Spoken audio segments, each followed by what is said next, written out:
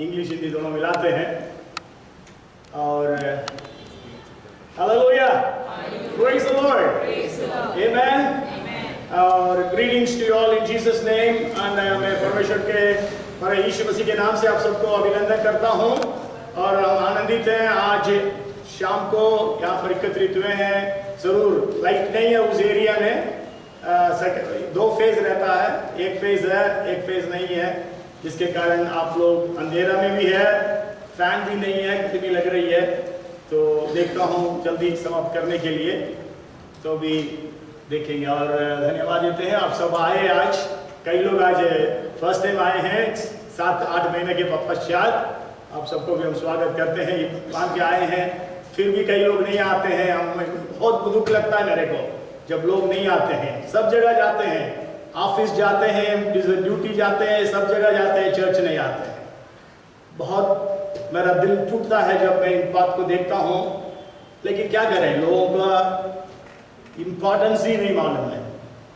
डांटने के लिए तो मैं चाहता हूँ, लेकिन आप लोगों को क्यों डांटूं? लोग नहीं आए उनको डांटना चाहिए, चर्च को बंद करना अच्छा है। इससे लोग नहीं आते हैं, है ना, लोगों को मतलब ही नहीं है।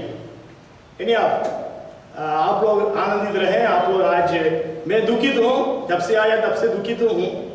ये थे कि फर्स्ट संडे पर लोग आए थे, 80 लोग आए थे फर्स्ट संडे, लेकिन बाद बीच में खत्म होते हुए फिर आज थोड़ा सा ठीक है लास्ट वीक से। लेकिन हम क्या करें, लोग समझते नहीं है। कई बार हम क्या प्रार्थना करें हमें समझ में नहीं आता है। प्रभु आशीषित करें। और प्रिंस और उसका दोस्त भी आए हैं, उनको हम स्वागत करते हैं। प्रिंस पगारे आज बजाय आई और तालियां बजाते हुए प्रिंस और उसके दोस्त को हम स्वागत करते हैं। और प्रार्थना करें कलीसिया में कुछ जागृति आए, है ना। परमेश्वर पश्चाताप करने के लिए समय दिया, तो भी लोग पश्चाताप भी नहीं कर रहे हैं, जागृत भी नहीं हो रहे हैं। सो टुडे, क्योंकि मैं जब तैयारियां करता हूं प्रचार के लिए, बहुत समय बिताता हूं तैयारियों में, इतना स्टडी करता हूं, प्रार्थना करता हूं। और परमेश्वर नया नया वचनों को देता है। 40 साल के ऊपर हो गया प्रचार करते करते, लेकिन हर बात नई बातों को परमेश्वर प्रकट करता है। इसके लिए मैं परमेश्वर को खास तौर से धन्यवाद देता हूं। और इस सप्ताह मैं स्टडी कर रहा था, एक बात मेरे दिमाग में आया। यीशु मसीह ने जो प्रचार किया, यीशु मसीह का जो वचन है, मैं उसके बारे में स्टडी कर रहा था। यीशु मसीह जो है करीब 4 गॉस्पेल्स है, मतलब मैथ्यू, मार्क, लूक और जॉन। थोड़ा सा स्टैटिस्टिक्स भी मैं देता हूँ। और ना इसमें 2900 वर्सेस है ये 4 गॉस्पेल्स में। और ये गॉस्पेल्स में 2900 वर्सेस में 1731 वर्सेस और out of the mouth of Jesus. 1731 वचन यीशु मसीह के मुंह से निकला है।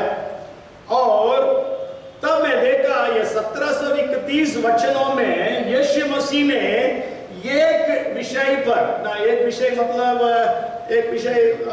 मतलब एक प्रकार की जो बात है उसके ऊपर ज्यादा जोर दिया। मतलब दूसरे शब्दों में बोले, यदि मैं आपसे पूछूं यीशु मसीह के प्रचार में एक तरीके को, या एक जेनरे, इंग्लिश में जेनरे बोलते हैं या जॉनरे भी बोलते हैं, फ्रेंच वर्ड है जिसका मतलब literature, kind of literature. There are different kinds of literature. Bible में भी बहुत सारे लिटरेचर्स हैं, है ना। तो एक काइंड ऑफ लिटरेचर है बाइबल में, मतलब ना यीशु मसीह के प्रचार में। कोई उसको बता सकते हैं कौन सा एक? यीशु मसीह के जो प्रचार है उसमें Jesus used a typical type of genre या genre. Can anybody guess what it is? You all know it. It is not that you don't know, but when I tell you, you know.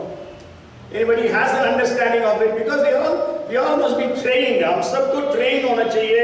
We all must be Bible students, है ना। Bible का हमारा ज्ञान बढ़ना चाहिए। अभी भी हमारा बाइबल का ज्ञान कम ही रह रहा है, हाँ? नहीं, means a genre. Genre means not a word.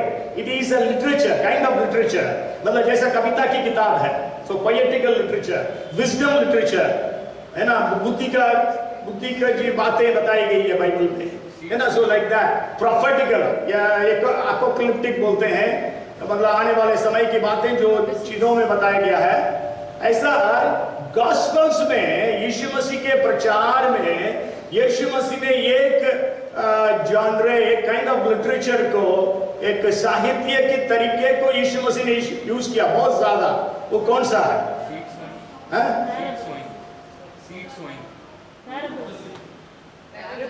Parables. Parable is a different genre है ना। यदि आप स्टडी करते हैं बाइबल का, यदि आप जानते हैं हर्मेनेटिक्स, यदि आप जानते हैं हर्मेनेटिक्स वर्ड कितने लोगों ने सुना? हर्मेनेटिक्स कोई भी नहीं सुने? hermeneutics, okay, hermeneutics is the science of interpreting the Bible।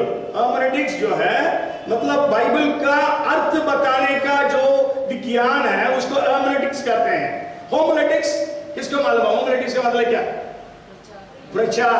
मतलब homiletics is the science of preaching, science that deals with how to prepare a sermon and deliver a sermon, है ना। तो ये है hermeneutics में। there are different literature है Bible में। मतलब ओल्ड टेस्टामेंट में जो हिस्टोरिकल बुक्स है उसको कहते हैं narratives। narratives के लिए मालूम नहीं हिंदी में क्या बोलेंगे, है ना। then न्यू टेस्टामेंट में आते हैं Paul and epistles। पौलुस की जो पत्रियां हैं it is of itself a different genre or literature। और अपोकैलिप्टिक मतलब साइन लैंग्वेज में लिखा गया। नया नियम में रेवलेशन है, पुराना नियम में डैनियल में कई सारा अध्याय है, एजेकियल में है, जकरिया में है। तो यीशु मसीह के जो प्रचार में यीशु ने एक जॉनरे को इस्तेमाल किया है and that is parables. And किसी को अनुमान है यीशु मसीह ने कितने पैराबल्स बोले हैं बाइबल में? पिछले बार मैंने बोला जीसस डिड मेनी मिरेकल्स, मतलब 36 मिरेकल्स आर एक्सप्लेन्ड। उसके बाद किसी ने जाकर ढूंढा कौन सा है 36 है। Okay, how many parables are there in the means out of the mouth of Jesus? John में पैराबल नहीं है, जॉन्स गॉस्पेल में पैराबल नहीं है, केवल मैथ्यू, मार्क, लूक में है, सिनॉप्टिक गॉस्पेल जिसको कहते हैं। तो इसमें कितने पैराबल्स हैं? कोई गेस करना चाहते हैं? 36 मिरेकल्स है, इसका मतलब पैराबल्स भी कहीं आसपास ही होगा। ओके, देयर आर 43 पैराबल्स है। आपका होमवर्क करना है, आप लोगों को पढ़ाई करिए कहां पैराबल्स, कौन सा पैराबल्स है। And there are some parables which are only in Matthew and there are some parables that are only in Luke। कुछ दृष्टांत है केवल मत्ती रचित सुसमाचार में, कुछ दृष्टांत है केवल लूका रचित सुसमाचार में। पूछूं क्या मत्ती रचित सुसमाचार में ही अकेला है ऐसा कुछ पैराबल बताइए? It is only in the book of Matthew, not in Luke or Mark। Some of the parables you remember, 10 कुमारियों का दृष्टांत, पैराबल ऑफ 10 वर्जिन्स, है ना। यीशु मसीह ने दाएं और बाएं तरफ गोट्स और शीप करके अलग किया। तो इस प्रकार कई सारे आपको मालूम है 13वां अध्याय में मैथ्यू में Jesus gives almost 7 different parables. उसमें जरूर बीज बोने वाले का पैराबल मत्ती और लूका में है, लेकिन उसमें कई सारे पैराबल्स है जो दूसरे किताबों में नहीं है। स्पेशल लूक तो आप लोग जानते हैं, केवल लूक में है, दूसरे में नहीं है। ऐसा दृष्टांत जिसको हम लोग हमेशा प्रचार भी करते हैं। लूक्स गॉस्पेल है on prayer, 2 parables on prayer. Okay, और उड़ाव पुत्र, अच्छा सामरी। देखिए आज आपका बाइबल ज्ञान क्या है? We don't know even the New Testament. मैं पुराना नियम से पूछूं मैं क्या होगा? You know your Bible standard. मैं आज सोच रहा था मेरी मौत हो जाएगी कलीसिया का क्या होगा। आज लिखा हूं मैं इसमें, मैं पढ़ूं आपको। All must take ownership of things. I don't know how long I will live. I have written this morning. Let us get ready to fulfil God's plan and purpose for this church. मैं आज सोच रहा था ये जी आज मेरी तबीयत तो खराब होती जा रही है, एक दिन एक नया प्रॉब्लम होता है ना। जरूर लास्ट ईयर हार्ट अटैक हुआ, कोई प्रॉब्लम नहीं था, हार्ट अटैक हुआ, मेरे को समझ में भी नहीं आया, स्टंट डाला, कुछ भी मेरे को समझ में नहीं आया, कोई तकलीफ नहीं हुई, कोई दर्द नहीं हुई। लेकिन इस बार का जो प्रॉब्लम हुआ स्पाइनल प्रॉब्लम, ऐसा कभी जिंदगी में परेशान नहीं हुआ, खराबा नहीं दर्द से। और एक दिन तो ऐसा था कि उठ नहीं पा रहा था, ना तो लेट पा रहा था, ना उठ पा रहा था, ना बैठ पा रहा था। आज मैं सोचता हूँ हम लोग बैठते हैं, कितना घंटा बैठा, मेरे समान कोई चल नहीं सकता। मेरे पीछे दौड़ते थे लोग जो प्रेयर वॉक जब जाते थे पूछना पास्टर पॉल से, लेकिन आज मैं चल नहीं सकता हूँ। यदि मेरा स्टेप कहीं मतलब प्लेन रोड नहीं है, गड़बड़ रोड है, कुछ हुआ तो मेरा फिर उसके बाद मेरा चलना मुश्किल हो जाता है। तो परमेश्वर इतना अच्छा स्वास्थ्य दिया, इतना साल मैं हमेशा अपने स्वास्थ्य के बारे में गमन करता था, लेकिन आज मेरा स्वास्थ्य खराब हो रहा। डॉली बोलती है आज मेरा ध्यान खराब है, हार्ट खराब हो गया, स्पाइन खराब है, घुटने भी खराब हो गए हैं, है ना, सब खराब होते जा रहा है। तो ये आज मैं लिखा ये आपको बोलने के लिए, है ना। तो इसलिए हम बाइबल को इम्पोर्टेंस दें। इतना हम लोग लॉकडाउन में थे, कितना अपने बाइबल पढ़ा उस समय में मुझे भी नहीं मालूम, है ना। हम लोग थोड़ा सा सीरियसली लें इन बातों को और ज्यादा समय परमेश्वर दें। Okay, so there are 43 parables in the New Testament, in the 3 gospels, synoptic gospels में 43 पैराबल्स है। मैंने जब कंपेयर किया जीसस के वर्ड्स और पैराबल्स में जो वर्ड्स बोला है, तो ऑलमोस्ट 25%, 23.5% है। मतलब 23.5% of his teachings were on parables, were in parables। मतलब यीशु मसीह के प्रचार के 23.5% बातें जो है वो पैराबल्स में लोगों को सिखाए। पैराबल्स क्या है? पैराबल्स ऐसी कोई बात नहीं है जिसको वहां का लोग नहीं समझते थे। मतलब that was their everyday life, मतलब उनके दैनिक जिंदगी में जो बातें घटती थी उन बातों को लेकर यीशु मसीह ने आत्मिक बातों को उनको बताया। That is parable. So parable is not just something that it is very difficult to understand.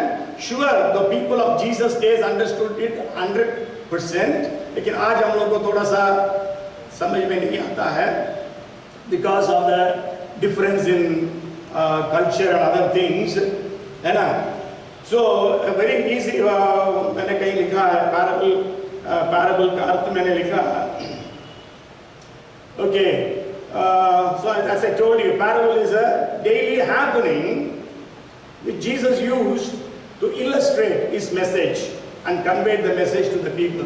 So the daily happenings है, यीशु मसीह जो बोला बीज बोने वाला बोल रहा था, असल में it is not say a sower, Hindi में शायद वो बात नहीं आती होगी, इंग्लिश में it is not written a sower, English में it is written the sower, even in Greek. The sower means actually a man was sowing at that time and Jesus was sharing that. जब यीशु मसीह प्रचार कर रहा था, वो बीज बोने वाला का दृष्टांत, उस समय यीशु के सामने एक आदमी बीज बो रहा था, इसलिए Jesus uses the word the sower. Okay, है ना। तो इस प्रकार there are 43 parables as I told you. And मैं उन पैराबल्स में देख रहा था, there are parables on different topics. यीशु ने प्रेयर के बारे में बोला, जैसा पास्टर पॉल बोले। यीशु मसीह ने डिसाइपलशिप के बारे में भी पैराबल्स बोला। यीशु मसीह ने किंगडम ऑफ गॉड के बारे में सबसे ज्यादा पैराबल्स बोला। जजमेंट के बारे में यीशु मसीह ने पैराबल्स बोला। उद्धार के बारे में यीशु मसीह ने पैराबल्स बोला। कोई भी सिक्का, कोई भी भेड़, कोई पुत्रों, दोनों पुत्र खोए हुए थे। और यीशु मसीह ने एक और बात को इस्तेमाल किया अपने पैराबल्स में, 4 पैराबल्स में, दैट इज वीनियर्ड, दाख की बारी। वीनियर्ड 4 पैराबल्स यीशु मसीह ने दाख की बारी के विषय में बोला, उसी के बारे में आज आपको मैं शेयर करना चाहता हूं। अबाउट वीनियर्ड यीशु मसीह ने 4 दृष्टांत जो बोला, उसमें 3 दृष्टांत मत्ती में है और 1 दृष्टांत लूका में है। जरूर वो तीनों में से एक दृष्टांत मत्ती, मरकुस, लूका तीनों में है। So I am going to share about the vineyard parables that Jesus spoke to his people. And आप गेस करना चाहते हैं कौन सा है vineyard parables, जहाँ पर दाख की बारी के बारे में यीशु मसीह ने बोला। Parables on vineyard, 4 parables आप लोग गेस करना चाहते हैं? गेस नहीं, मतलब बोलना पड़ेगा, आपको मालूम होना है कौन सा है। इजी है, हम लोग सब जानते हैं सारा पैराबल्स को। दाग की बारी, लीनियर, बोलिए।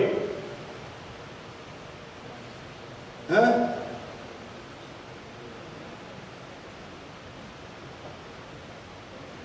okay, so the first parable is in Matthew chapter 20. That is special Matthew. It is only in Matthew. It is not in other Gospels. Matthew 20 के शुरू के पदों में, मेरे ख्याल से 1 से 16 पद है, तो वहां पर यीशु मसीह कहता है, परमेश्वर, आप घर में जाकर पढ़ लेना, परमेश्वर का राज्य इस प्रकार है करके बताता है। एक ओनर, लैंड ओनर जो है, he goes out, वो जहां बाहर जाता है और वहां पर जो लेबरर्स थे, लेबरर्स को बोले, आओ मेरे दाग की बारी में आके काम करो। He told his laborers, come work in my vineyard, I will give you 1 denarius. अब मेरे दाग की बारी में आके काम करो, मैं तुम्हारे लिए 1 दिनार दूंगा। फिर हम जानते हैं इस दृष्टांत को। 6 बजे, सुबह 6 बजे, वहां पर जो वर्क है वो सुबह 6 बजे से शाम को 6 बजे तक होता था उन दिनों में, 12 घंटे। और 6 बजे गया, लोगों को हायर किया, उनसे बात किया, बोला 1 दिनार मैं दूंगा। That is actually 1 day's wages there. So वो 1 दिनार के लिए आ गए। फिर 9 बजे गया, मेरे ख्याल से हिंदी में तीसरा पहर लिखा होगा, इंग्लिश में भी 3rd वॉच लिखा है, 3rd आवर लिखा है, लेकिन NIV में 9th आवर, 9th कुछ लिखा है, 9th लिखा है, लेकिन ओके 9 o'clock। फिर 9 o'clock गया, उस समय देखा और लोग थे, फिर उनको बुलाया, जाके काम करो, जैसा उचित होगा मैं दूंगा, go and work in my vineyard. फिर 12 बजे गया, फिर उसके बाद 3 बजे गया, फिर उसके बाद 5 बजे गया। 5 बजे जब गया, बोला कि आप लोग काम नहीं कर रहे हैं। बोला किसी ने मुझे हमें काम में नहीं रखा। बोला ठीक है, तुम जाकर मेरा दाग की बारी में काम करो।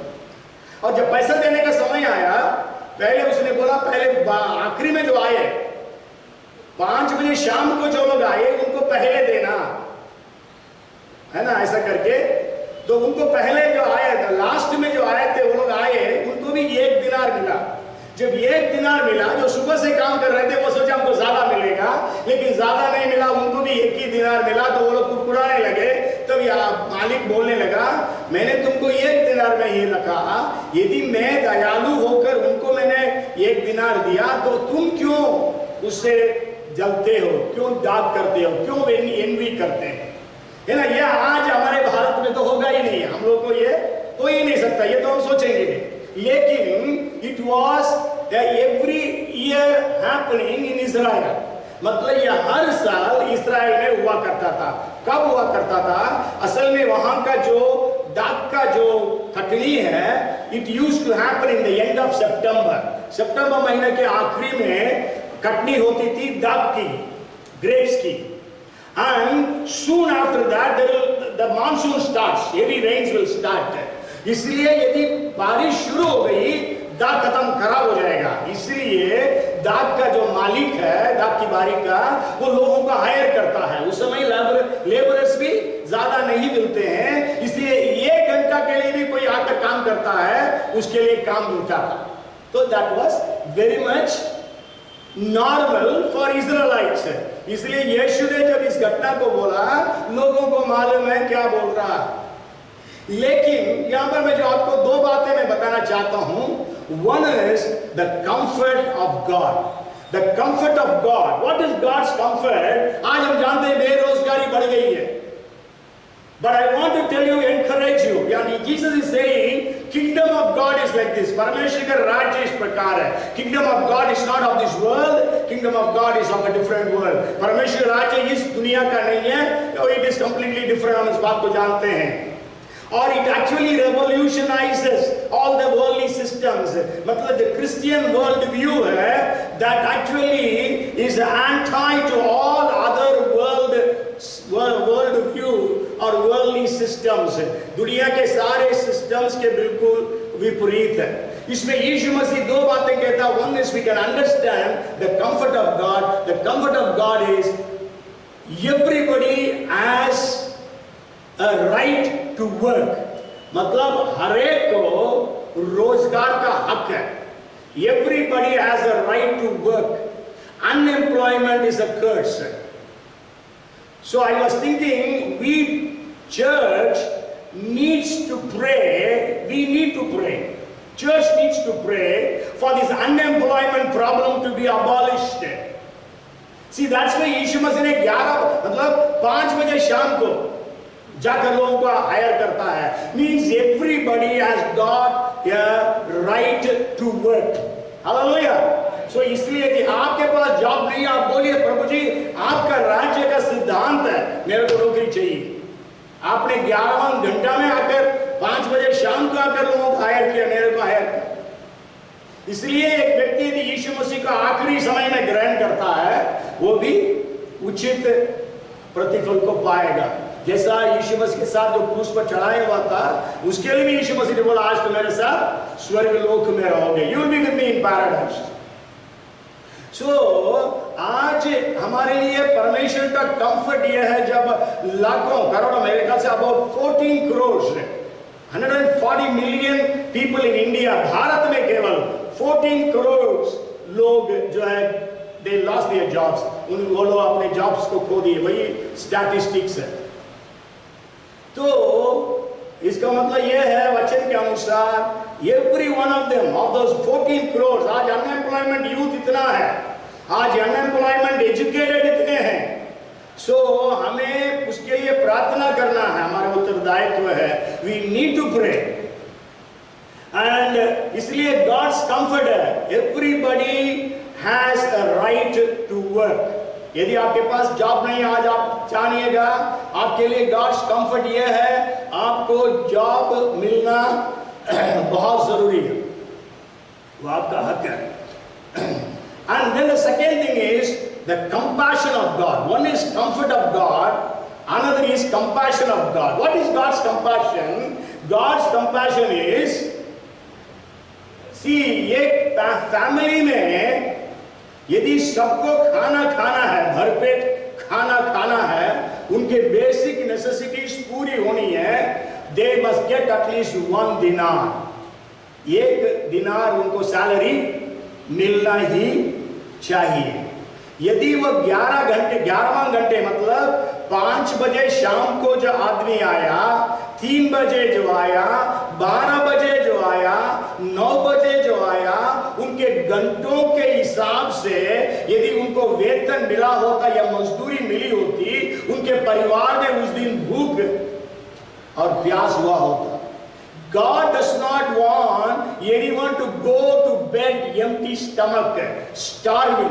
परमेश्वर नहीं चाहता है इस दुनिया में कोई भी खाली पेट बिस्तर में जाए. ये परमेश्वर का कंपैशन है. परमेश्वर नहीं चाहता है. जरूर यीशु मसीह बोल सकता था 12 1 घंटा जो काम किया उसको 1/12 ऑफ द दिनाराय मिला. जो 9 घंटे काम किया उसको 9/12 मिला. 6 घंटा काम किया आधा दिनार मिला, और 3 घंटे काम किया उनको 1/4 मिला. बोल सकता था यीशु मसीह. नहीं, सबको 1 दिनार मिला. बिकॉज 1 दिनार का मतलब है सबको भरपेट खाना है. आज टाइम्स ऑफ इंडिया में एक न्यूज आया, आपका मालूम इंडिया इतना बड़ा डीन मारता है. India is 94 in global hunger index, है ना. ग्लोबल हंगर इंडेक्स में 107 कंट्रीज में हंगर है, स्टारवेशन है. 107 कंट्रीज में 94th प्लेस में है इंडिया. बहुत बुरी स्थिति. हमसे ज्यादा भूखे लोग 13 कंट्री में ही हैं. ऑल आवर नेबर्स, हमारा जो पड़ोसी हैं, उनको हम सोचते हैं गरीब है, वो लोग गरीब नहीं है हम लोग से, है ना. Sri Lanka is in the 64th place.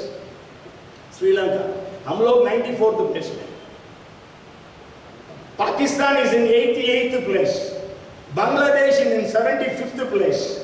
Myanmar is in 78th place.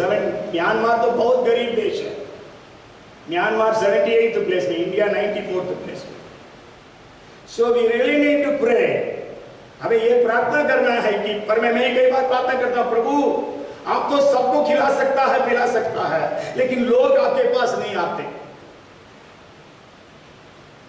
प्रभु यीशु मसीह से हमें प्रार्थना करना है कि प्रभु जी आप इन सबको खिलाइए पिलाइए. कोई खाली पेट हमारा देश में ना जाए बिस्तर पे. कोई बच्चे खाली पेट बिस्तर पर ना जाए. ये हमारे अंदर वो बोझ रहे. परमेश्वर का बोझ है ये, यीशु मसीह का बोझ है. यीशु मसीह कहता है कि परमेश्वर का राज्य इस प्रकार, the kingdom of God is like this.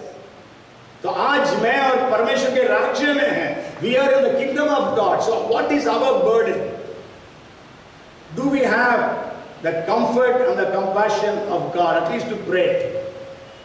क्या परमेश्वर के कंफर्ट को हम लोगों को बोल सकते हैं? Everybody needs to work, needs a job. उनके पास जो टैलेंट्स है, उनके पास जो स्किल है, उनके पास जो जानकारी है, इंफॉर्मेशन है, नॉलेज है, विजडम है, it should not rust but it should be used. उनके पास जो भी परमेश्वर ने दिया है वो उसको इस्तेमाल करने के लिए है, और उसको वो इस्तेमाल करें और उसमें से वो आशीष को प्राप्त करें.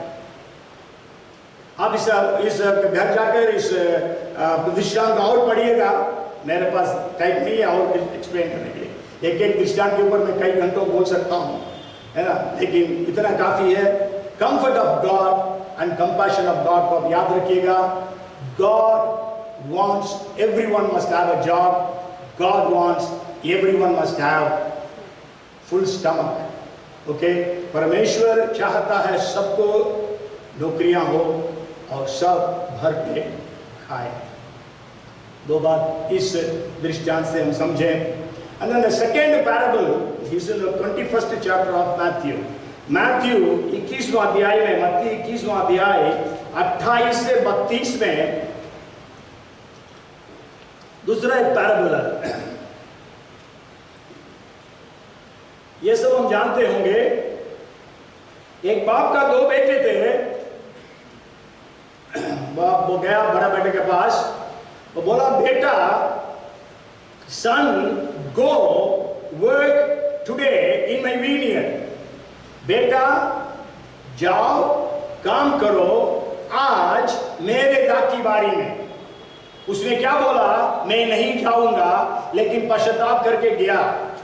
दूसरे से बोला तुम जाकर काम करो. वो बोला हाँ अभी जाता हूं, लेकिन गया नहीं. कौन बाप को प्रसन्न किया? सब लोगों ने बोला पहले वाला. आज मतलब सन कह रहा है. सन का मतलब है this person has a relationship. मतलब इसको परमेश्वर के साथ क्या है? संबंध है. He has a relationship with God. आज इसका मतलब हम कह सकते हैं this parable is for the church. आज चर्च में दो group, there are two groups of people. What are the two groups? Tell me. What is the first group? To whom will you compare the first group? मतलब first बेटे को आप किस झुंड से तुलना करेंगे? He said he will not go, but he went. उसको क्या करेंगे? He will not go, he said. Okay, आप उसके लिए क्या बोलेंगे आप?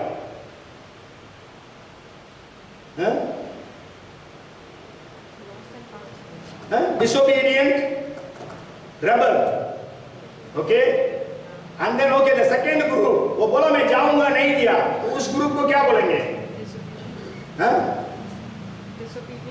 No, he was obedient. मतलब he said I will go, no, but he didn't say, he didn't disobey by words, by action he disobeyed. It was not disobedient, it was hypocrisy. The first man was disobedient. पहला व्यक्ति बोला मैं नहीं जाऊंगा. Disobedient मतलब rebellion. Disobedience is a better word है. Rebellious, विद्रोह करना, मैं नहीं जाऊंगा, है ना, मैं नहीं जाऊंगा. The second वाला क्या बोला? मैं जाऊंगा, लेकिन नहीं किया. Hypocrisy. So आज चर्च में दो ग्रुप्स ऑफ लोग हैं. One is rebels, another one is hypocrites. ठीक. आज लेकिन वो जो रेबल था वो क्या करके आया? पश्चाताप करके गया। जरूर यीशु मसीह उसके बाद उसको वेश्या और चुंगी लेने वालों के साथ तुलना करता है और सेकंड वाले को धार्मिक, मतलब जो फरीसी सदुकी लोगों से तुलना करता है। देखिए आज चर्च के लिए हम यदि आप देखेंगे वो जूइश रिलीजन के लिए हो गया, द रिलीजियस है ना, and the rebels we can say. तो आज जो है first thing is son, so we need to maintain that relationship with God, son daughter. हमें परमेश्वर के साथ का जो संबंध है उसको सही रखना बहुत जरूरी है। तो हमें काम करना है। परमेश्वर सुस्ती को, आलसीपन को किसी प्रकार से भी वो बढ़ावा नहीं देता है। God hates laziness, slothfulness. ठीक, पौलुस यहां तक क्या कहता है, यदि कोई काम नहीं करता वो खाए भी नहीं। If somebody is not working, let him not eat also, he says, है ना। तो इसलिए जो है काम करना जरूरी है। और यीशु कह रहा है टुडे, आज, कभी दूसरा दिन नहीं, आज। मतलब प्रतिदिन हम सुबह जब उठते हैं हमें प्रभु से कहना, प्रभु आज मैं तेरे लिए क्या करूं। जरूर आपका जॉब्स है, आपका बिजनेस है, आपका कई सारी रिस्पॉन्सिबिलिटीज है, वो उसके साथ साथ आपको ये भी परमेश्वर से पूछना पड़ेगा, प्रभु मैं आज आपके लिए क्या करूं। आपके पास जो जॉब है केवल वही नहीं है आपका काम, वो तो आपके लिए जीविका के लिए परमेश्वर ने अरेंज किया है। जो रोजगार, जो जॉब आपका है, जो बिजनेस है, लेकिन आप परमेश्वर के लिए वीनियर कहता है यीशु मसीह।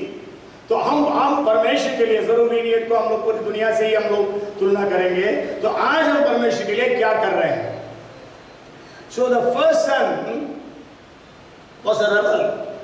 पहला जो बेटा था वो विद्रोह किया, लेकिन वो पश्चाताप किया। तो आज हमारे जीवनों में पश्चाताप बहुत जरूरी है। आज हमें पश्चाताप करना, रिपेंट करना बहुत जरूरी। यीशु मसीह 7 कलीसियाओं को जब लिखता है प्रकाशित वाक्य में, 5 कलीसियाओं से पश्चाताप करने के लिए कहता है। We need to repent। Ask God where I need to repent। प्रभु से पूछिए, प्रभु मुझे कहां पश्चाताप करना है? Where I need to repent। Repentance can be individual or can be a congregational। मतलब जो रिपेंटेंस है वो व्यक्तिगत तौर से भी हो सकता है, सामूहिक रूप से भी हो सकता है। हम जानते हैं व्यक्तिगत तौर से कई लोग पश्चाताप किए है ना, मैंने पाप किया, कई लोग बोलते हैं। Even as a congregation, as a nation, निनूवा शहर के रूप में पश्चाताप किया। इस्राएल एलिया के समय में सब मुंह के बल गिरे और बोले यहोवा ही परमेश्वर, पश्चाताप किया। यूहन्ना बपतिस्मा देने वाले के समय में, जरूर एलिया के समय में मूर्ति पूजा करते थे, यूहन्ना बपतिस्मा देने वाले के समय में मूर्ति पूजा नहीं था।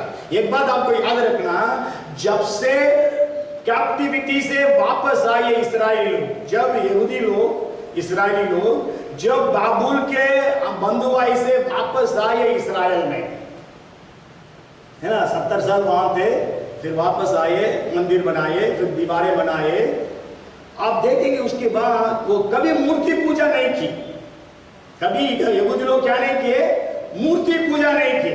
लेकिन दूसरा पाप था जिसके बारे में अभी तो बोलने के लिए समय नहीं, लेकिन है ना। तो इसीलिए जब यूहन्ना बपतिस्मा देने वाला आया, सब लोगों ने क्या किया? पश्चाताप किया, मन फिराया और बपतिस्मा लिया। पूरा देश यीशु मसीह के लिए तैयार हो गए थे, पश्चाताप किया। सो आज क्या हमारे जीवन में रिपेंटेंस, जब ये पैंडेमिक शुरू हुआ था कोविड-19 का, सब जगह प्रचार में शुरू में यही था, पश्चाताप करो, पश्चाताप, कलीसियाओं को पश्चाताप करना, रिपेंटेंस प्रेयर बहुत हुआ, लेकिन कोई चेंज नहीं है तो भी लोगों में।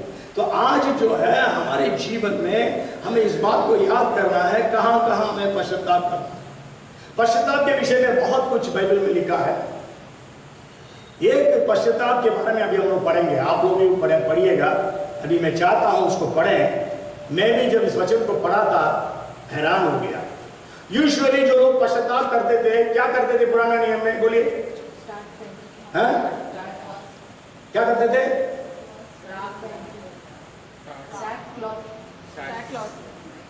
सैक क्लॉथ पहनते थे। लेकिन उसके पहले क्या करते थे? वस्त्र फाड़ते थे। They used to tear off their clothes, है ना। हर समय यही बात को हम लोग पढ़ते हैं, अच्छा बेटा अपने वस्त्र को मत फाड़ो, अपने हृदय को फाड़ो, परमेश्वर कहता है योएल के द्वारा। लेकिन ये घटना में पता नहीं आप लोग पढ़े हो नहीं पढ़े हो, ध्यान भी नहीं दिए हो। यज़रा 9 का 3 पढ़िएगा, यज़रा 9 का 3 पढ़िएगा। मैं भी हैरान हो गया, जरूर कई बार पढ़ा हूं लेकिन मेरे दिमाग में कभी नहीं था, बीच में अभी था, अभी आया ये बात। इसमें लिखा है, अब हिंदी में भी पढ़ते हैं। So when I heard this thing, this is Ezra speaking, so when I heard this thing I tore my garment and my robe and plucked out some of the hair of my head and beard and sat down astonished. पढ़िए हिंदी में। यह बात सुनकर मैंने अपने वस्त्र और बागे को फाड़ा और अपने सिर और दाढ़ी के बाल नोचे और विस्मित होकर बैठा रहा। उसके बाद प्रार्थना करता है, उसके बाद उपवास करता है, वो सब देखते हैं।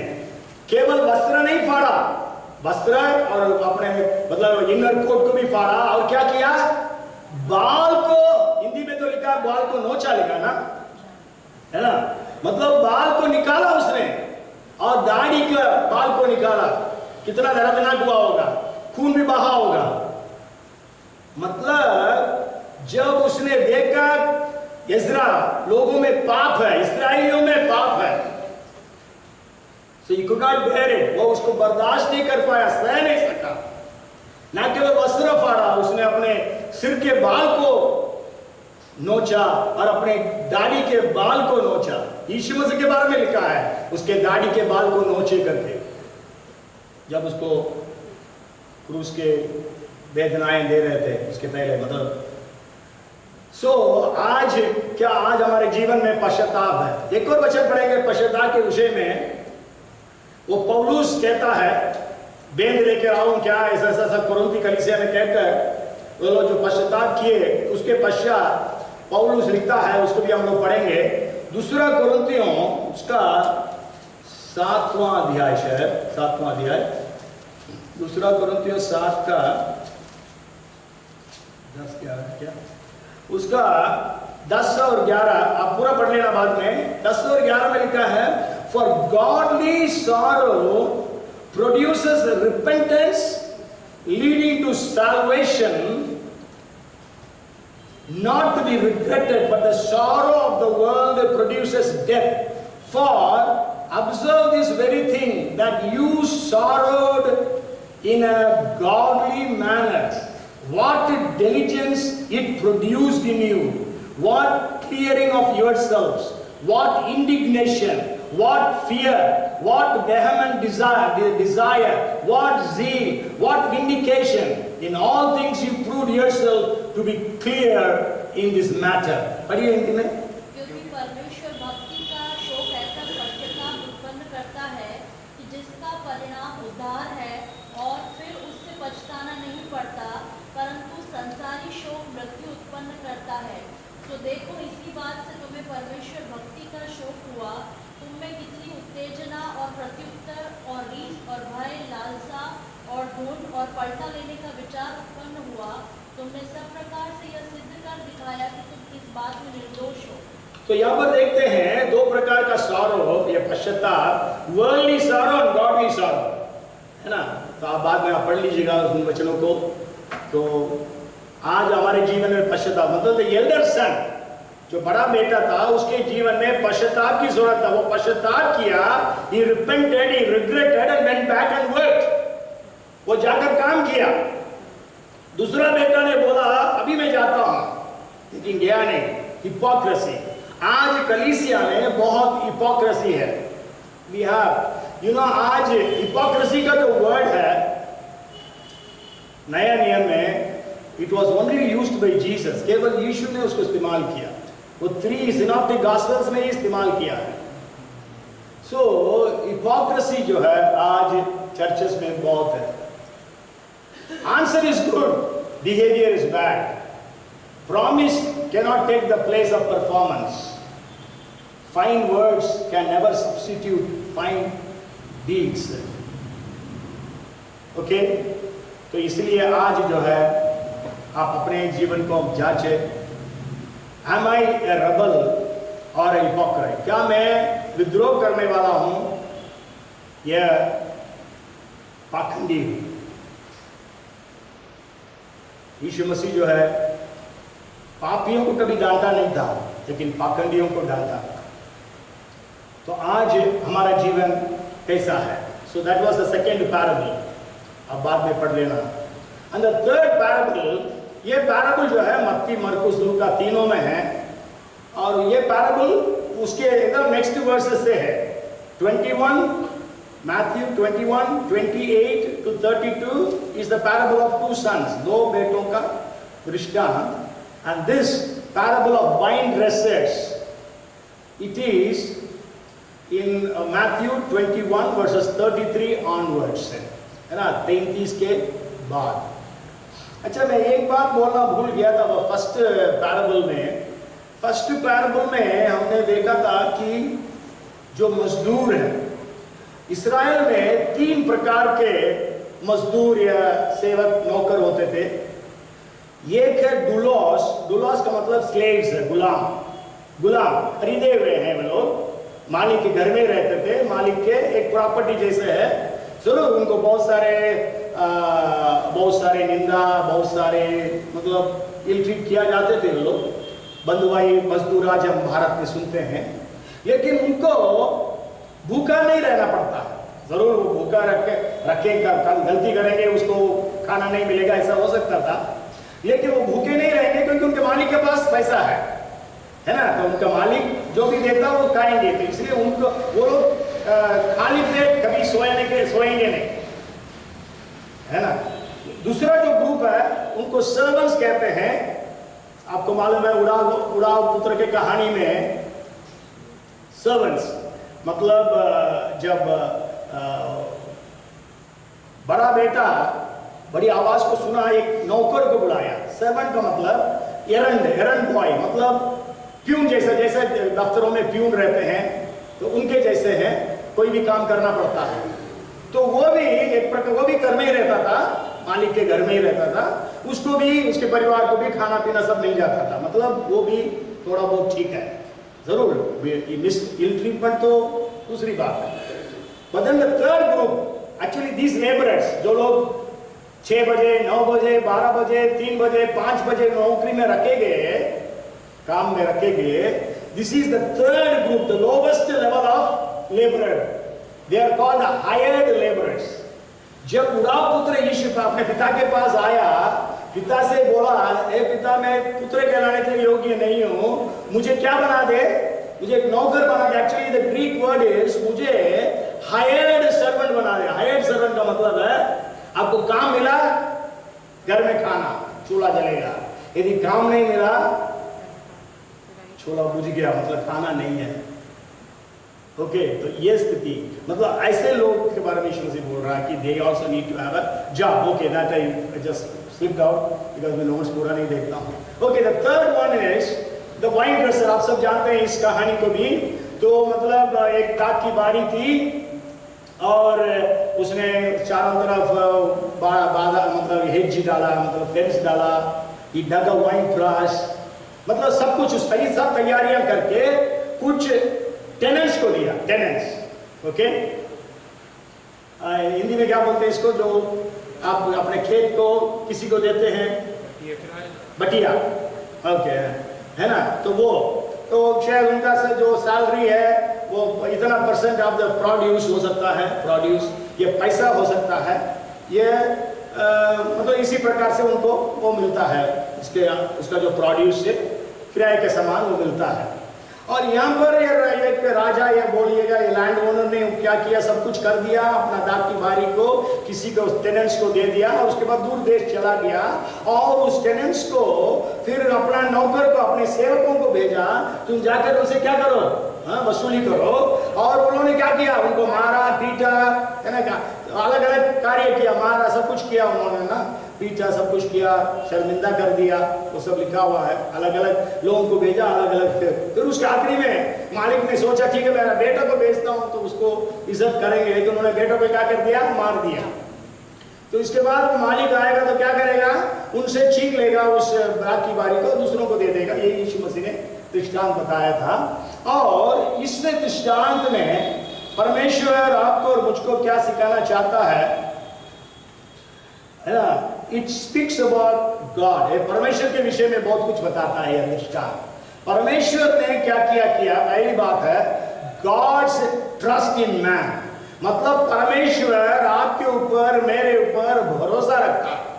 परमेश्वर ने आदम हवा के ऊपर भरोसा रख के इस पृथ्वी को किसके हाथ में दिया था, आदम हवा को दिया था। लेकिन आदम हवा ने अनाज्ञाकारी होकर इस पृथ्वी के अधिकार को किसको दे दिया, शैतान को दे दिया। ओके, तो ट्रस्ट क्या कर दिया, ब्रीच ऑफ ट्रस्ट हो गया। ट्रस्ट मतलब गॉड ट्रस्ट अस, परमेश्वर आज आपको भी मुझको भी ट्रस्ट किया, इस चर्च को मुझे दिया, ट्रस्ट करके मैं कुछ करूंगा, मैं कुछ नहीं किया तो परमेश्वर निकाल देगा। तो आज आपको भी रखा है भोपाल में कुछ करने के लिए, नहीं किए तो परमेश्वर कहता मैं निकाल दूंगा। तो इसलिए गॉड्स ट्रस्ट इन मैन, परमेश्वर आपके ऊपर ट्रस्ट किया है। आपको जो भी जॉब है, मतलब आप जो भी प्रोफेशन में हैं, आपको जो भी शिक्षाएं प्राप्त हुई है, तो वो शिक्षाएं इसलिए परमेश्वर की ओर से प्राप्त हुई कि आप लोगों के लिए सहायता पहुंचाएं, आपके उस नॉलेज के कारण, आपके प्रोफेशन के कारण। गॉड ट्रस्ट इन मैन, ठीक, मतलब किसी को 5 तोड़ा दिया, किसी को दूसरा 2 तोड़ा। वो तोड़ा जो शब्द है वो सही नहीं है हिंदी का। तोड़ा का मतलब क्या है, तोड़ा हो गया है ना। टैलेंट का मतलब क्या, मतलब टैलेंट का मतलब 34.5 किलोग्राम ऑफ गोल्ड। एक टैलेंट का मतलब है 34.5 किलोग्राम ऑफ गोल्ड, मतलब तो एक को 5 टैलेंट्स दिया, 34.5 into 5 कितना हो गया, और वो 175 किलोग्राम हो गया। 175 किलोग्राम ऑफ गोल्ड दिया, हिंदी में तो लिखा 5 तोड़ा, है ना। इंडिया नो प्रॉब्लम, आप जान लें आज, पता नहीं यदि आप तक नहीं जाने हैं, टैलेंट्स का मतलब 34.5 kilogram of gold. Okay, India आपने यीशु मसीह ने एक दृष्टांत बताया था ना, एक को 10,000 तोड़ा दिया, 10,000 टैलेंट्स उसने कर्जा लिया था, और उसने मालिक से गिड़गिड़ाया तो मालिक ने उसको क्षमा कर दिया। लेकिन उससे किसी ने 100 दिनार लिया, 100 दिनार मतलब 100 दिन का लेबर, 100 दिन का उसकी कमाई, मजदूरी, लेकिन उसने क्या किया, उसको क्षमा नहीं किया। ओके, इंडिया 10,000 टैलेंट्स तो कोई सोच ही नहीं सकता, इतना कर्जा कोई ले सकता है, कोई भी ले नहीं पाएगा। लेकिन यीशु मसीह कहता है इसका मतलब मैं और आप परमेश्वर के लिए इतना, मतलब we are indebted to God so much, मतलब जिंदगी भर भी हम लोग चुका नहीं पाएंगे। ओके भैया, so God's trust is upon you and me. आप जवान लोग, आपके ऊपर गॉड ट्रस्ट कर रहा है। आप अपनी जवानी को बर्बाद कर रहे हैं और सदुपयोग कर रहे हैं, या आपके ऊपर है। हम बड़े लोग, हम अपने पास जो भी टैलेंट्स है उसको किस प्रकार इस्तेमाल कर रहे हैं। Okay, second thing is God's patience, परमेश्वर का धीरज वहां पर प्रकट होता है। जब वो लोग दिए नहीं, अपने नौकर को मार दिया, परमेश्वर ने आकर उसको मारा नहीं, हटाया नहीं, दूसरा मैसेंजर को भेजा, तीसरा मैसेंजर को भेजा, मतलब प्रॉफिट्स को भेजा। हम जानते पुराना नियम में परमेश्वर ने भेजा, एलिया को भेजा, एलिशा को भेजा, यशायाह को भेजा, यिर्मयाह को भेजा, सबको भेजता रहा, फिर भी लोग पश्चाताप नहीं किए, फिर भी उन लोगों को मार रखा। यशायाह को मनासे राजा था, हिजकिय्याह का बेटा। हिजकिय्याह का बेटा जो मनासे था वो बहुत बेकार राजा था, लेकिन 55 साल काम किया, 55 साल राज्य किया, सबसे अधिक वही राज्य किया। वो मनासे के विरोध में प्रचार किया, क्योंकि मनासे बहुत मूर्ति पूजक हो गया और अपने बेटों को आग में चलवाता था, मतलब मोलिक करके गॉडेस, एक देवी के लिए बलि चढ़ाता था आग में। इस सबके विरोध में जब बोला,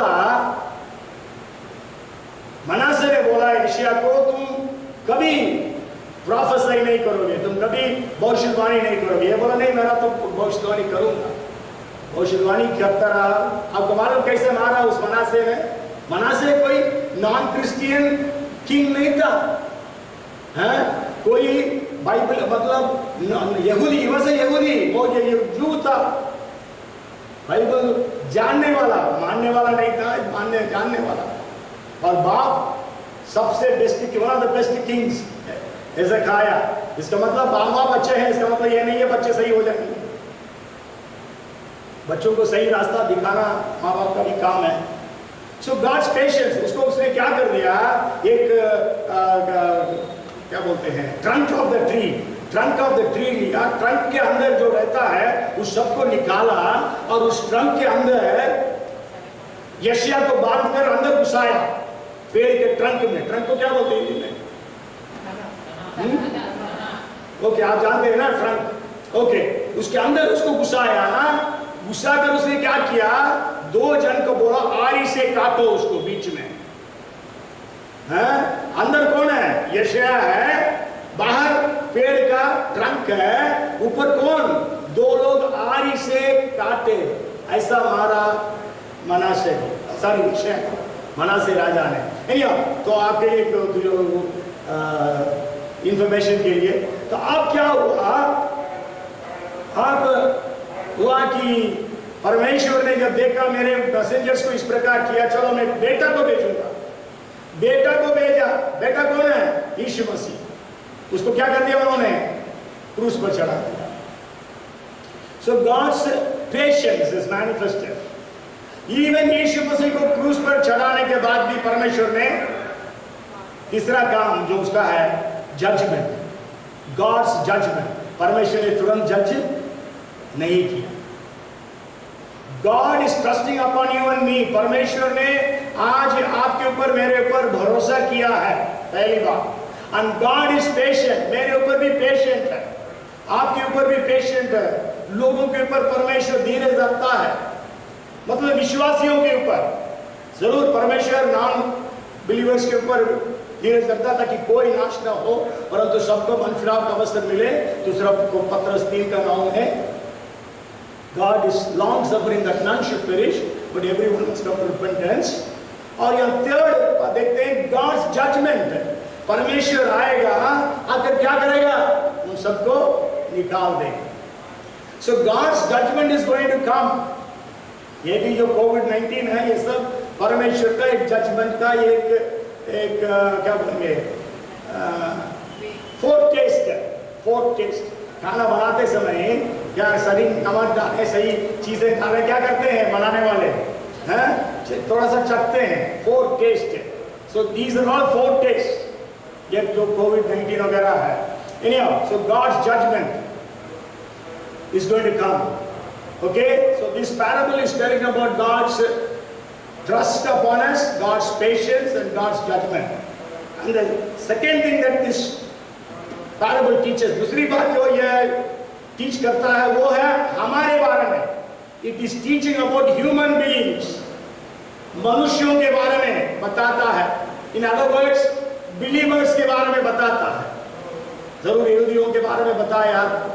the first thing is privilege. We have a privilege. आज हमारे पास प्रिविलेज है, मतलब वहां पर लिखा है the vineyard was equipped with all things. There was a hedge, there was a wine press, and there was a tower, everything was there. मतलब hedge था ताकि कोई जानवर ना आ जाए, है ना, फेंस। और वहां पर वाइन प्रेस था, जब वाइन ग्रेप्स होता है उसको वाइन प्रेस में डालकर ग्रेप जूस निकालते हैं। And then there was a tower, मतलब देखने के लिए कोई चोर तो नहीं आता है। सब प्रिविलेज आज परमेश्वर ने हमें दिया है, हमारे लिए परिवार दिया, कलीसिया दिया, जॉब दिया, सब दिया, बैंक बैलेंस दिया, जो कुछ है सब कुछ दिया है। God has given all these blessings to us. We are privileged. Health दिया। हम लोग सोचते हैं we take things for granted। मैं सोच रहा था granted है, बीच में जब बीमार हुआ 2 मिनट बैठ नहीं पाता था, बैठना मुश्किल है, 2 मिनट बैठ नहीं पाया खाने के लिए। हम लोग क्या करते हैं? we take things for granted। So आज हमारा जो प्रिविलेजेस है, let us not take things for granted। परमेश्वर ने जो भी आशीषें दी है, सौभाग्यताएं आपको दी है, उसको आप जो है मतलब इजीली मत लें। So you have the privileges। आज हमारे पास प्रिविलेज है आज हमारे पास बाइबल है हमारी भाषाओं में। We got so many privileges, spiritual privileges है, physical privileges, material privileges, social privileges, सब प्रकार के privileges आज हम लोगों के पास है। आज कितने लोगों के पास ये सब privilege नहीं है? Second thing is God has given us freedom. परमेश्वर ने हमें freedom दिया है मनुष्य को। God is not a dictator. God is not a tyrant. परमेश्वर एक तानाशाही नहीं है। He has given you freedom. हमें freedom दिया, वो तो दूर चला गया। आप जो करना करो, हमेशा टोकता नहीं है। हम लोग घर गए थे, बेटी कार चलाती है, पापा के साथ जाते समय कैसा रहता? बोले पापा तो चलाने नहीं देते, टोकते रहते हैं, है ना? आज टोकते रहते हैं। आज मालिक लोग टोकते रहते हैं। यदि आपके घर में काम चलता है, आप जरूर ठेके में दे देते हैं, तो भी आप चाहते हैं, आप देखते हैं तो टोकते रहते हैं। लेकिन यहाँ पर परमेश्वर ने हमें टोका नहीं है। जो करो करो, आपको पूरी फ्रीडम दे दी परमेश्वर ने, पूरी आजादी दे दी। Third thing is, we have to understand we are accountable. हमें लेखा देना है, हमें we are accountable। हमें जो कुछ privileges परमेश्वर ने दिया, जो कुछ टैलेंट्स दिया, जो कुछ एबिलिटीज दिया, जो जीवन दिया, उसके लिए हमें लेखा देना पड़ेगा। जैसे मैंने बताया, जरूर स्टीफनुस के समान आपका 100 मीटर्स रेस हो या यूहन्ना जैसे मैराथन रेस हो, we are accountable to God. हमें परमेश्वर के लिए लेखा देना है ना? लेखा देने के विषय में हम जानते हैं, बाइबल में बहुत सारे दृष्टांत यीशु मसीह ने बताए।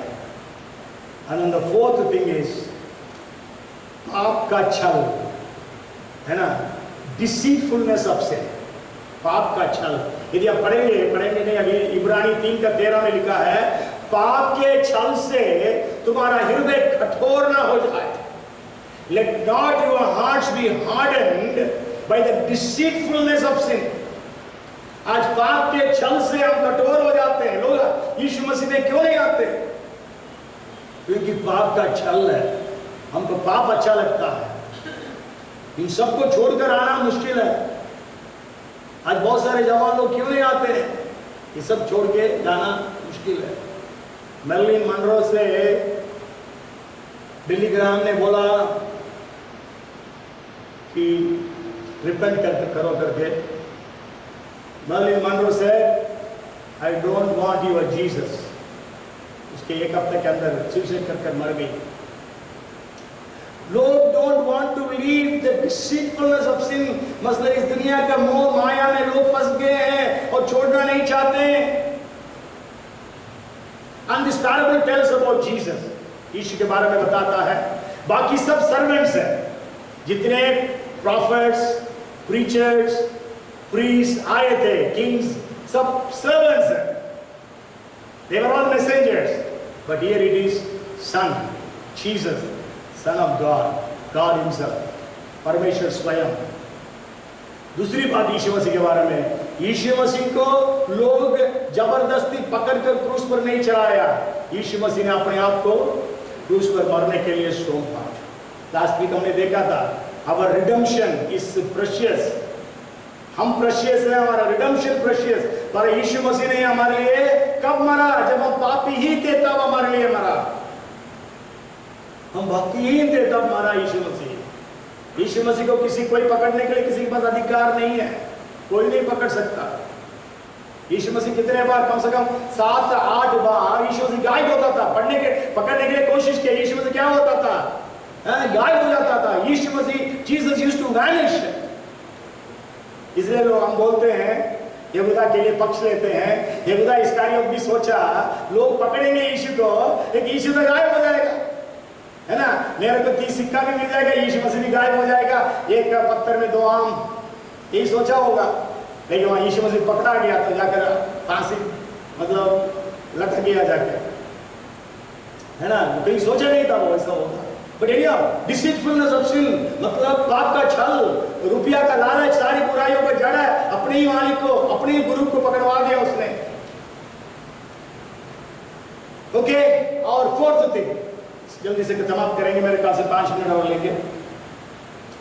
ये सब हम जानते हैं, बैरन फिग ट्री मतलब बांझ अंजीर का वृक्ष। उसके बारे में हम लूका 13 का 6 से 9 में पढ़ते हैं। This is only in look, केवल लूक में है ये वाला दृष्टांत। हम जानते हैं यहाँ पर यीशु मसीह ने क्या बोला, मतलब ये सर्टेन मैन, एक मनुष्य जो है अंजीर के वृक्ष को कहां लगाया था?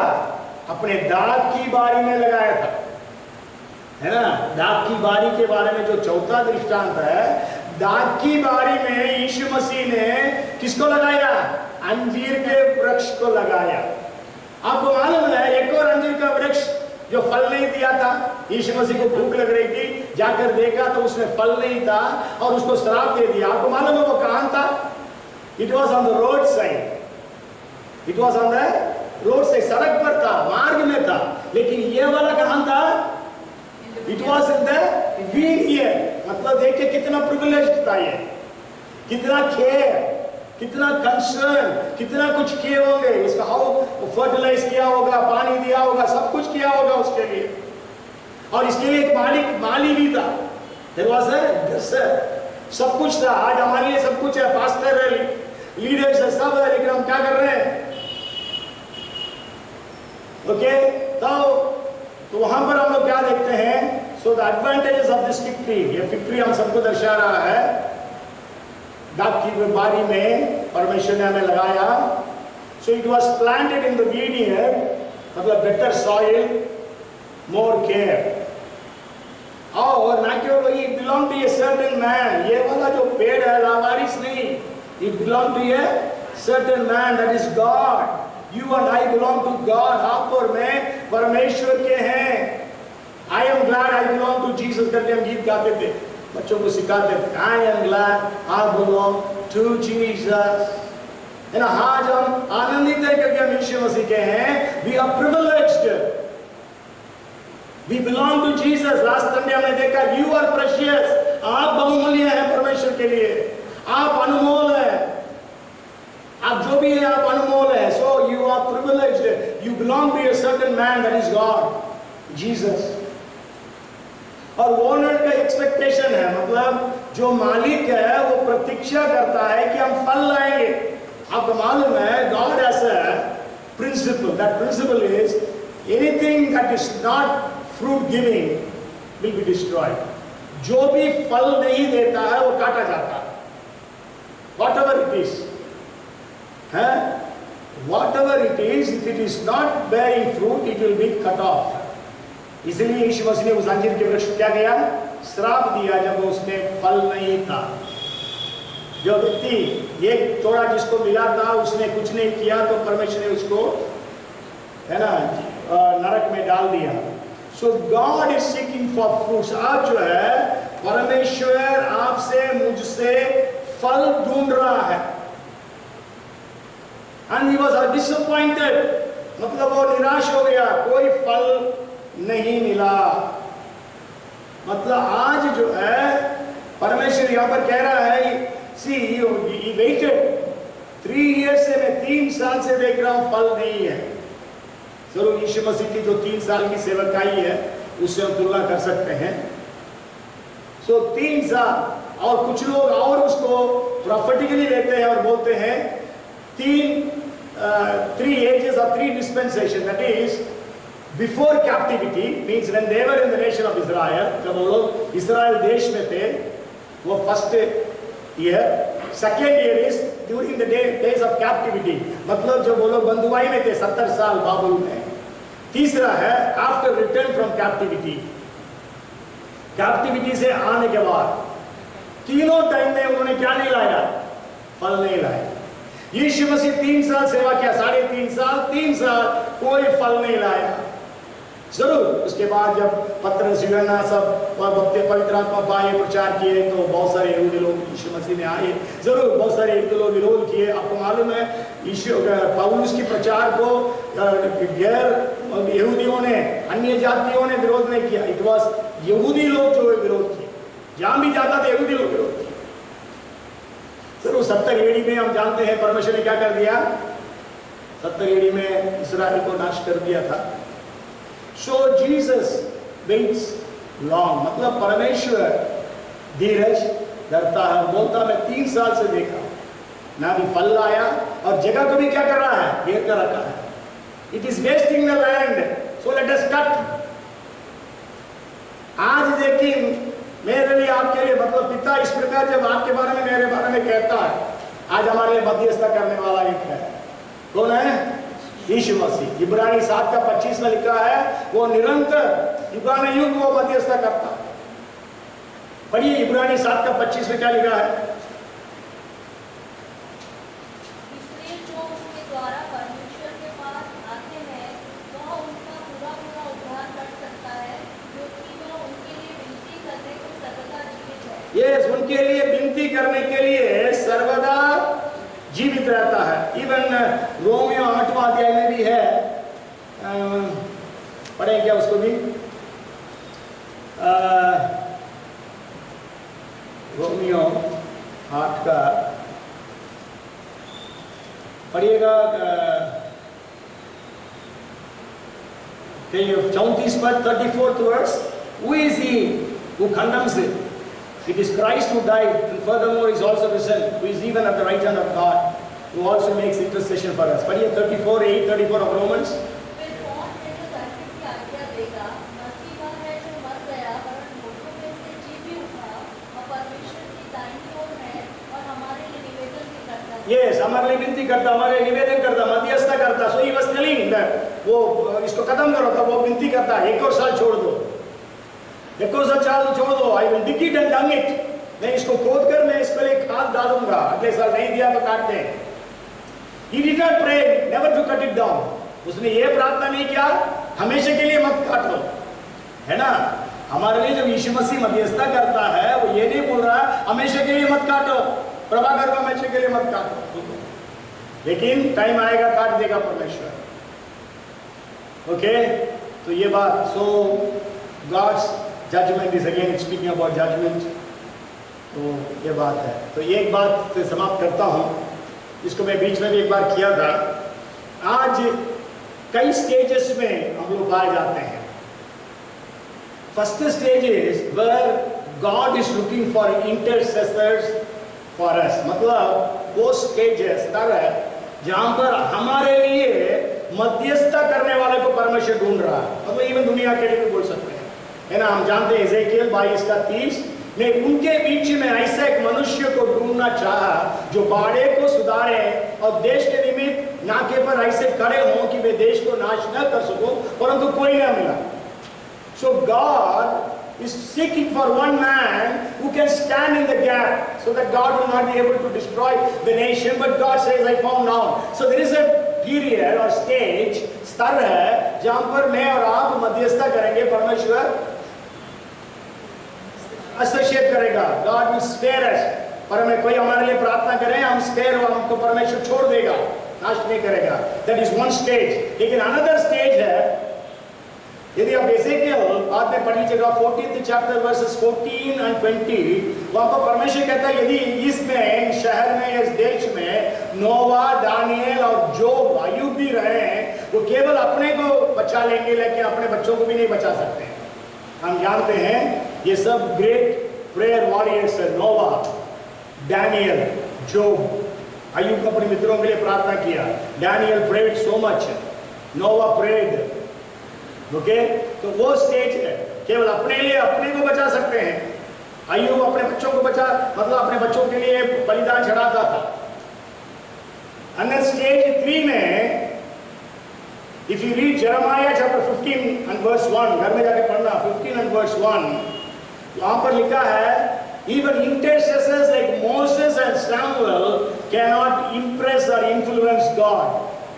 मतलब ऐसा स्तर में पहुंच गए लोग जहां पर यदि मूसा भी प्रार्थना करेगा, शामुएल भी प्रार्थना करेगा, परमेश्वर नहीं छोड़ेगा।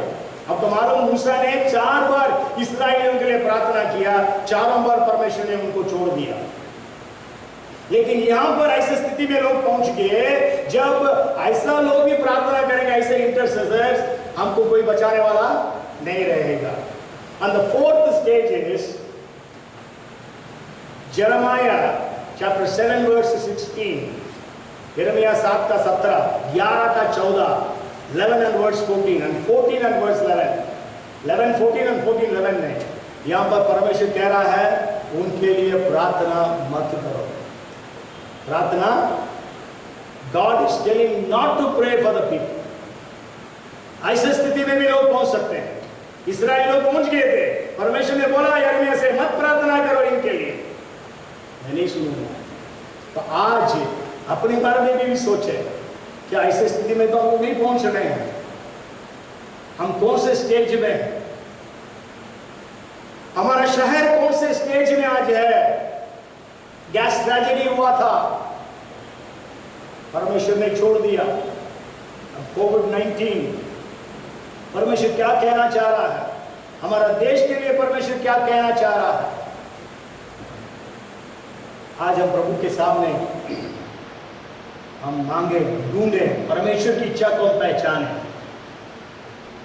जरूर परमेश्वर दयालु है, धीरजवंत है, विलंब से कोप करने वाला है। जरूर जब लोग पश्चाताप करते, परमेश्वर क्षमा करता है। यही निनिवे योना के समय में पश्चाताप किया, परमेश्वर ने क्षमा किया, छोड़ दिया, जिंदा रखा, जीवित रखा, प्रफुल्लित रखा, मतलब प्रतिष्ठित रखा, ब्लेस्ड रखा, प्रिविलेज रखा।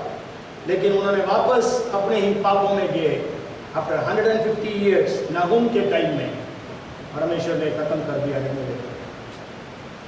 तो आज हमको परमेश्वर जीवित रखा है, ये नहीं मालूम कब तक हम जीवित रहेंगे, कब तक परमेश्वर हमें छोड़कर रखेगा, कब तक इस शहर को, इस देश को परमेश्वर छोड़ेगा। तो आज हम लोग इस दृष्टांत से, 4 दृष्टांतों से कई बातों को हमने सीखा है। हम जानते हैं जजमेंट होने के लिए समय आ चुका है। क्या हम उसके लिए तैयार हैं? आइए हम लोग प्रार्थना करेंगे। Come, let us pray. Hallelujah. God, we thank you, Lord. We thank you. We thank you. We thank you, Lord. Hallelujah. Hallelujah. Thank you, Lord. पश्चाताप करें हम परमेश्वर के सामने, गिड़गिड़ाए, घर जाके भी हम गिड़गिड़ाए। परमेश्वर हमारे बीच में कुछ काम करें। May the Lord do something in our midst.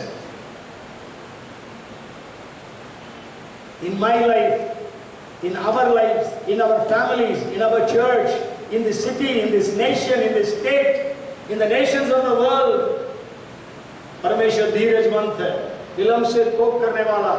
He is waiting and waiting for God, for people to repent. परमेश्वर इंतजार करता रह रहा है कि लोग पश्चाताप करेंगे। Come, let us pray. प्रभु जी, हम आपका धन्यवाद करते हैं, स्तुति करते हैं। Lord, we are so grateful to you, Lord. हम पश्चाताप करते हैं प्रभु जी, लेकिन हमारे पास इतना बोझ नहीं है जो इज़रा के पास था। वो अपने कपड़े फाड़े, अपने बाल को नोचा, दाढ़ी के बाल को नोचा। Lord, we are not so much burdened as Ezra was. He went to the extent of not only tearing his garments and clothes, but he was able to tear off the hairs from his head and pluck out the hairs from his beard. He was so burdened. Father, such a heart of repentance given to us. प्रभु हमें दे ऐसे पश्चाताप का हृदय, बोझ। प्रभु हम अनुग्रह मांगते हैं, दया मांगते हैं। प्रभु दया कर, प्रभु दया कर, मुझ पर दया कर, हमारे हम सब के ऊपर दया कर, कलीसिया के ऊपर दया कर, भोपाल के ऊपर दया कर, भारत के ऊपर दया कर, देशों पर दया कर। प्रभु इन दिनों में जो मूर्ति पूजा बढ़ रहा है, प्रभु हम आपसे प्रार्थना करते हैं, दया कर। हम धन्यवाद करते हैं इन 4 दृष्टांतों के लिए, जो कुछ आज हमने सीखा, हम धन्यवाद करते हैं। हमारे बीच में कोई न रहे जिनको जॉब्स नहीं है, और हर एक का जॉब्स वेल पेड होने के लिए आज शाम को हम प्रार्थना करते हैं। कलीसिया में जितने भाई बहन जो जॉब्स में हैं, ये जॉब्स ढूंढ रहे हैं, प्रभु हम प्रार्थना करते हैं हर एक को वेल पेड जॉब्स दे यीशु के नाम से। सिर बनाने वाला परमेश्वर, ऊपर रखने वाला परमेश्वर, अद्भुत कार्य करने के लिए हम आपसे प्रार्थना करते हैं यीशु के नाम से। प्रभु हम दुआ करते हैं आपके कंफर्ट और कंपैशन के लिए धन्यवाद प्रभु, आपके धीरज के लिए धन्यवाद, पेशेंस के लिए हम आपसे प्रार्थना करते हैं प्रभु जी। हमारी जिंदगी में जो भी करना चाहता करिए, हमें फलवंत होने दीजिए प्रभु जी। Help us to be fruitful, help us to be fruitful we pray in whatever way we are rebelling against you, in whatever way we are hypocritical। प्रभु जी जिस क्षेत्र में हम लोग विद्रोह कर रहे हैं, जिस क्षेत्र में हम लोग पाखंडी हैं प्रभु क्षमा कर, हम पश्चाताप करें यीशु के नाम से, और आपके दाद की बारी में हम काम करने वाले बने। और प्रभु जी हम आपसे प्रार्थना करते हैं यीशु के नाम से प्रभु जी, हम प्रार्थना करते हैं फलवंत होने के लिए अनुग्रह करें। धन्यवाद आज जितने हम आज आए हैं, धन्यवाद करते हैं प्रभु जी, धन्यवाद। हर एक को आशीषित कर, आज आने के लिए आप प्रतिफल दे, आज आने के लिए आप इन्हें आशीष दे, अनुग्रह दे प्रभु, धन्यवाद करते हैं। और जो आज नहीं आए हैं उनके जीवन में अनुग्रह कर, कार्य कर, ताकि वे लोग कलीसिया में आने वाले हैं। धन्यवाद करते हैं, स्तुति करते हैं, सारी महिमा हम आपको देते हैं। प्रार्थना प्रभु यीशु के नाम से मांगते हैं, आमीन। अब हमारा स्वर्गीय